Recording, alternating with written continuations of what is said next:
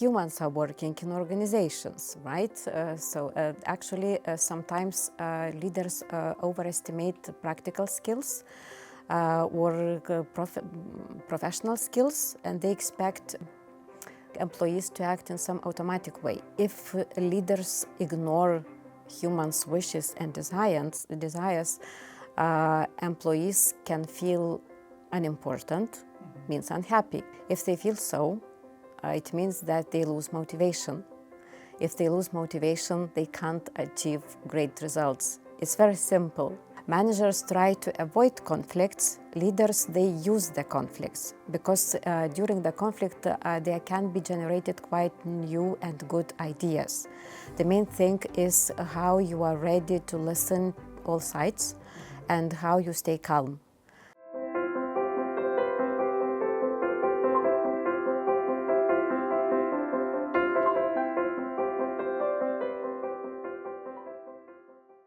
Hello and welcome. Today we are continuing our introduction to faculty MBA Business Development program.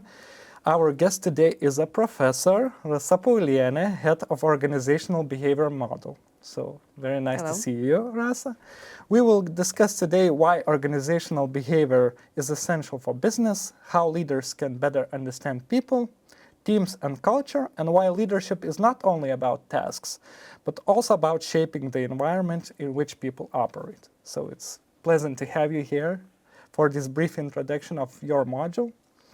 So if you had a chance to introduce your organizational behavior module in a few sentences, what would you say to the upcoming students?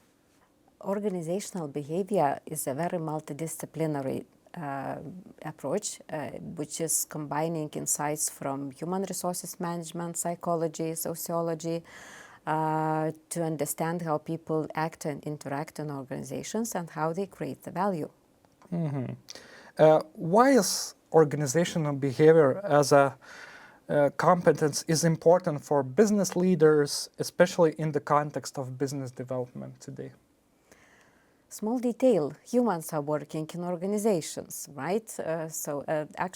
Sometimes leaders overestimate practical skills or professional skills, and they expect employees to act in some automatic way. But humans are very colorful. This is how it's supposed to be. This is natural. And then the more you understand people, the better results you can have. Many managers focus on strategy, obviously finance, processes as a whole, but they really oftentimes underestimate people relations, people-related factors. What happens when leaders ignores motivation, culture, and team dynamics? If leaders ignore humans' wishes and desires, employees can feel unimportant, means unhappy. If they feel so, it means that they lose motivation. If they lose motivation, they can't achieve great results. It's very simple, but sometimes leaders are not too much focusing on humans' differences and their particularities. The model really helps students understand the real reasons behind employee behavior. Why is it important for managers to look beyond what people do and understand why they do it? For example, if we have in a company some CEO who is typical extrovert and is making decisions relying on his intuition, and if we have some typical finance director who is typical introvert and is making final decisions relying on numbers, figures, factual information, so it means that these kind of people can choose. They can either fight non-stop every day, or they can acknowledge and accept their differences and to create great results. Let's talk more about the team. What does it take to build a high-profile, a high-quality team in management? And what do often managers really misinterpret about the teamwork? Managers should understand that there are very important things to consider. The main thing is common goal and good communication. Also, trust. If managers and leaders build all the mentioned, they always have very well operating teams. Because it's not easy to build the trust. It's not easy to communicate appropriately. It's not easy to consider differences. But actually, it is possible to do these kind of things, no matter how different employees are, how different their positions are, how different age they are, or genders. It is possible to do these kind of things if leaders think that it's important. Conflict is often seen, nowadays, is often seen as a negative in the organizations and in the teams. But how can leaders manage conflict strategically and turn maybe constant or some sort of time occurring tension as something productive for the team? Is there a possibility that the tension and conflict may turn into something good in the organization? Actually, conflict is not necessarily a bad thing as a whole, right? So actually, there are differences between managers and leaders. So managers try to avoid conflicts. Leaders, they use the conflicts because during the conflict, there can be generated quite new and good ideas. The main thing is how you are ready to listen all sides and how you stay calm. If you manage to do so, you probably can have new ideas at the end of the day, and you can decide that those ideas are quite brilliant to implement. How does leadership influence organizational culture, and how can managers shape a culture that supports accountability, collaboration, and performance? Sometimes it is told that organizational culture is built by employees. I wouldn't agree with that because if you are a manager and if you are a leader, you are always setting the tone. You are setting some kind of atmosphere. Yeah. So it means that employees start imitating this behavior and they appropriately communicate with each other, especially in tough periods, especially in challenging periods, in changing implementation periods, and so on. So it means that leadership and leaders and managers' behavior is the key in organizational culture management. In times of constant change, the world is always evolving, the organizations and businesses are constantly changing.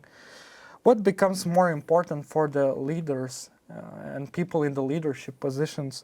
Is it communication? Is it empathy, authority, or decision-making? How should these elements actually work together if all of them are important? All the mentioned is very much important, and then everything you have mentioned right now is the most important thing in changes implementation. Of course, communication is the first and very important thing. Sometimes leaders or managers, they are making first presentation. They are presenting the changed necessity, how will be, what will be, and so on. And then organizations suffer because of lack of communication. People tend to think in their own way. So it means that the more you communicate, the better results you can expect. So it means that people stay calm, they help each other, they support each other, they are ready for challenges, and so on. So it means that change implementation is covering everything what you have mentioned, and also empathy is also very much important in any kind of communication. Let's dive in deeper into your organizational behavior model. So the module uses real business cases and interactive discussions. How do these methods help students connect organizational behavioral theories with real managerial decisions? I mean, theory to practice. Okay, what is theory? Theory is concentrated practice. So actually some scientists, they are observing, they are researching the practice, and they are making theories, right? They are relying on valuable research methodology. They are creating some theories. They are suggesting then for people to read, to acknowledge, to understand. So the theory is concentrated practice, right? So actually, and vice versa, the more theories you know, the better you can implement them in practice, right? So it means that we are always combining, especially in management field, we are always combining both theory and practice. And it is not possible to explain theory without practice. Also, it's very hard to understand properly practice without any theories, right? And the last question, obviously I have to ask this because I also asked it to Indra and Yelena as well. What should students be able to do differently after completing this module? What they will learn, what they will use afterwards? I mean, what will turn into like fruits of this, module? They will understand themselves better and they will understand others better. Because as I mentioned before, people are very colorful and it's a natural thing. This is how it's supposed to be. So the more you understand yourself, the more you understand others, the better results you can achieve. Yeah. So thank you so much, Rasa, for coming here today and discussing what this organizational behavior module will look like in the near future. So really nice to have you. Thank you for your wonderful insights. And for the viewers, I will just announce that you can find the all meaning information in our website. You can read more about our MBA Business Development program, and you will also find a link in the description where you can find the most important info about it. So thank you.